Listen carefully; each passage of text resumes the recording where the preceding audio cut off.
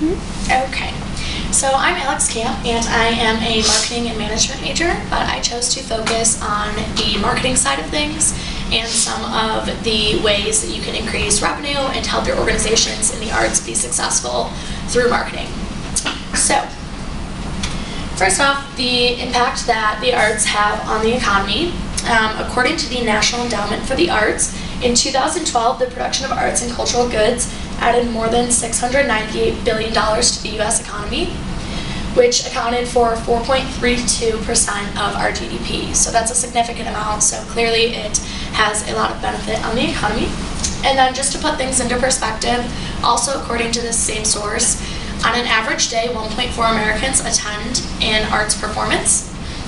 And then there are 2.1 million people that describe their occupation as being an artist. So their full-time job and passion is art.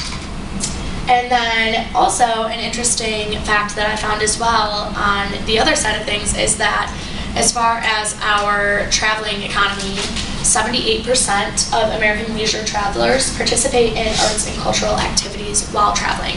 And that's according to Mandela Research. And that contributes over $192 billion to the economy. So, the first step to marketing is to determine your audience, and this is who you're marketing to. The arts have so many benefits and so many great things going for them that they have a really, really large number of people that they can market to, depending on their specific performance and who it may interest. So you have to determine the age of who you're marketing to, their location, their income level, gender, interest. You can get really specific with it, or you can make it more broad for anyone.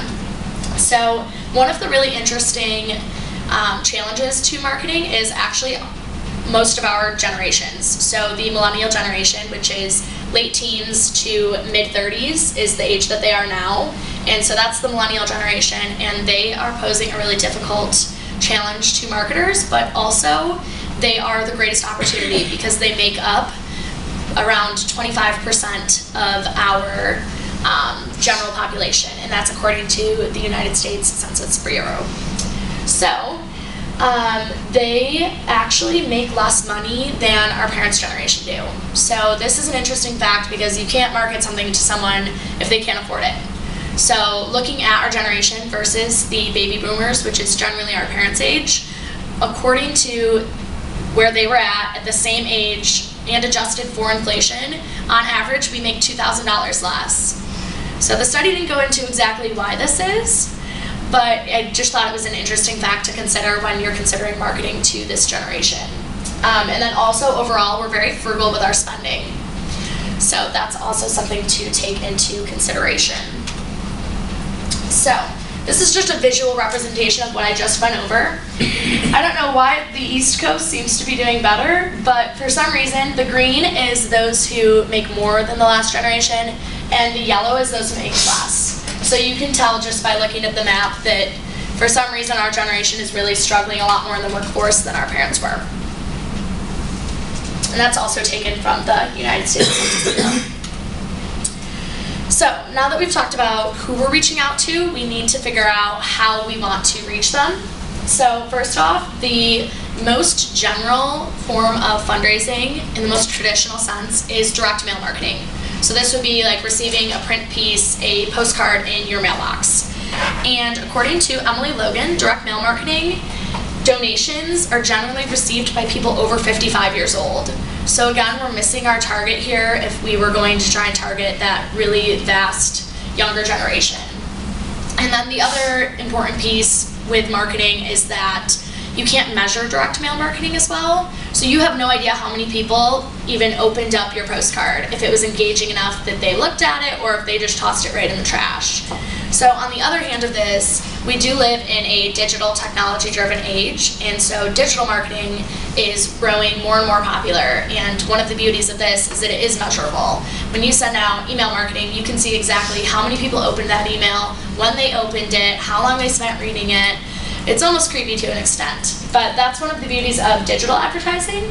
And according to M&R's 2015 report, from 2013 to 14, they increased their revenue of online donors up to 13% by reaching people via digital advertising. So that's a great option to consider as well when you're trying to reach these different audiences. And then another thing that experts across multiple articles that I found suggest is to increase the number of touches that you have with your audience. So in marketing, touches can also be referred to as impressions, and it's how many times your campaign or your brand reaches each individual. So if you see a billboard and receive a postcard from the Alliance Symphony Orchestra asking you to donate or attend their next event, that means you had 2 touches or 2 impressions. So they've said that the higher the number of touches that you have with your audience, the more likely they are to donate. All right, and then I found this graph because I thought that it really was really relevant to nonprofits especially, and it was done by a study combined with Stanford and Harvard nonprofit professors, and so they actually looked at it and broke it down. So they have over here your overall mission and values, which includes, you know, what you stand for as an organization as a whole, and what your goals are, your organizational strategy, and then taking that apart and realizing that that's also your brand identity, and that determines how you position yourself in the marketplace to your audience. And then you build trust from that and leverage that trust to make an impact on them, depending on what your goal may be, to sell tickets, to raise funds, you know, save lives, whatever your goals may be, and that's how you build your reputation. And it's just a cycle that continues, and that through those steps, they say you can be successful. And some other things that go along with that are building relationships with your viewers or users, and then also engagement. So one of the big buzzwords of marketing today is content marketing, and the definition, according to the National Content Marketing Institute, is content marketing is the marketing and business process for creating and distributing relevant and valuable content to attract, acquire, and engage a clearly defined and understood audience. So the reason content marketing can be more successful than traditional marketing or advertising is because the idea behind it is that you don't realize you're being marketed towards. If you drive by a billboard or see a commercial, you know that somebody's trying to get you to buy something, to donate, to do something. They're trying to convince you of something. Content marketing focuses on telling a story, telling the story of your brand or of your campaign and of your cause. And that can be a lot more powerful because it can build that trust and those relationships, which then leads to more revenue in the end. But ironically, according to an article I found by King, 49% of nonprofits outsource their content creation, which means that they don't create it themselves, which is really bizarre to me because artists and performers in themselves are creating content. They're dancing, they're singing, they're drawing, they're painting, and this is content in itself, but yeah, they're outsourcing to get this content for their different channels that they're sharing it through. So this can be another way that people can leverage nonprofits, especially in the arts organizations, is through content marketing and sharing that in order to engage with their viewers. And then going off of content marketing, social media is probably the most popular way to share that content across those different channels. But it can be harmful or hurtful. There are so many channels these days beyond the basics of Facebook, Twitter, Instagram, Pinterest, Snapchat, and there's more and more every day, and it's hard for people to keep up with, especially nonprofits who don't have the expendable resources.